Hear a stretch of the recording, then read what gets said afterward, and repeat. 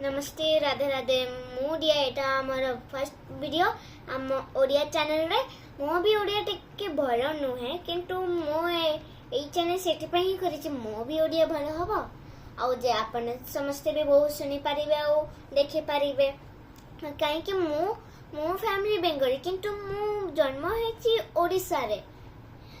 जे आउ मामा स्कूल रे भी ओडिया शिखा हुए किंतु आम मु बंधु मान सहित बहु हिंदी इंग्लिश रे कथा हो से मो एते भल नुहे ओडिया रे किंतु चलिबो। आज राधाष्टमी आज मो राधाष्टमी पे गोटे स्टोरी आपन सहित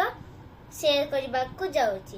एटा गोटे वृंदावन रो कथा। चिड़िया माने चू चू करुथिले, गाय माने गोडाबरी को जीवा पई ते बाहर उठिले, लोक माने निज काम आरंभ करिथिले, फूल खिरुथिले और जे राधा रानी जी निजे सखी मान सहित आंगन रे खेलुथिले और एटा किछि साधारण खेल नथिला किंतु से माने श्री भगवान कृष्ण जी को मूर्ति बनाई तांको पई भोग बनाउथिले। तेबे से खेलबा समय रे अचानक महान ऋषि दुर्वास जी आसी गले। आपण समस्त तो ऋषि दुर्वास जी को जानी थिबे काहे कि जे तांको क्रोडिट पई आ जे तांको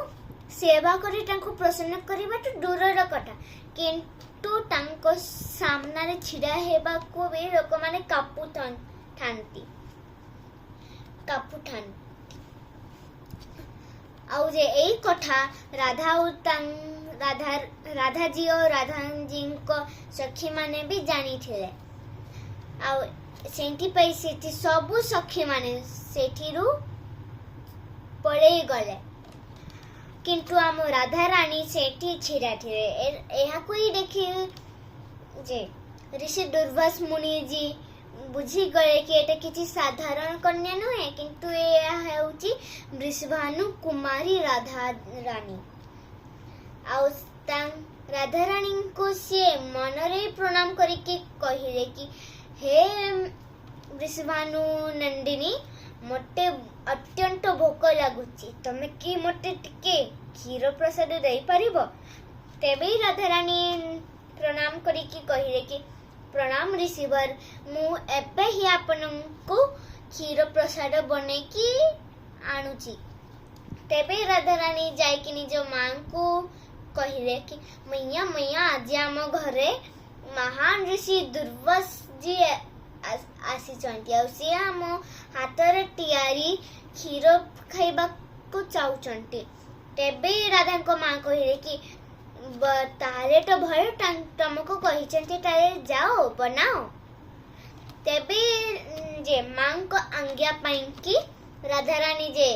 क्षीर बनैबा पाई सामग्री जे नहीं कि चूल्हा पाखरे क्षीर बनैबा आरंभ करला। तापर किछि मिनिट परे ही से स्वादिष्ट सुगंधेदार क्षीर बनै सारीला। तारपरे से गोटे पात्र रे क्षीर नहीं कि ऋषि दुर्वास मुनि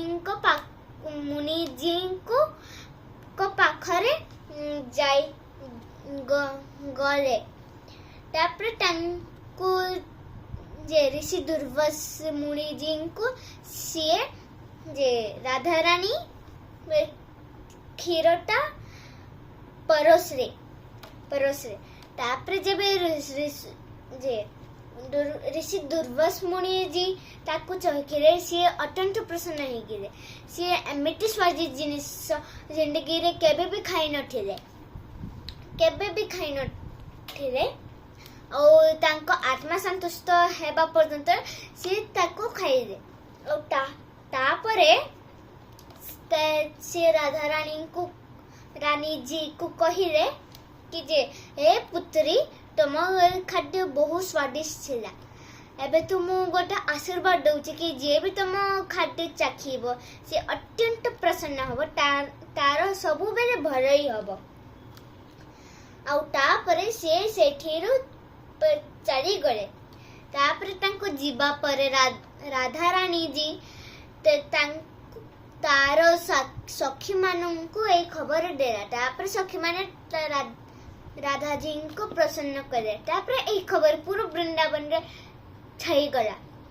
तापर ए खबर जब यशोदा मैया को पहुंचीला तबे यशोदा मैया राधा को माँ पाखरे गला और कहला कि हे बंधु मु सुनी कि तमर झियो राधा रानी ऋषि दुर्वास मुनि जी को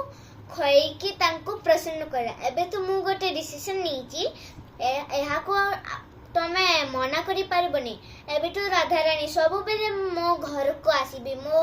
छोट कान्हा पाई खीर बनेबा आउ सब बेले सी ही ताको खोइबा तापर राधा को माँ कहे कि तमे जा चाहिए हे जीवरा यशोदा रानी आपनको कान्हा को खोइबा मो राधार कार्यक्रम है हब तारपर राधा रानी सब बेले कृष्ण को घर को जाई खीर बने की राधा रानी ही कृष्ण को खीर खवाती आपण भी जब कृष्ण जी को भोग देवे तेबे आपण नारे राधा को देवे राधा खाइबे ने किंतु राधा को देवे नारे राधा को नाम जप करबे नारे कृष्ण स्वीकार करिवे ने और सेमेटे ही हमें हरे कृष्ण मंत्र रो जप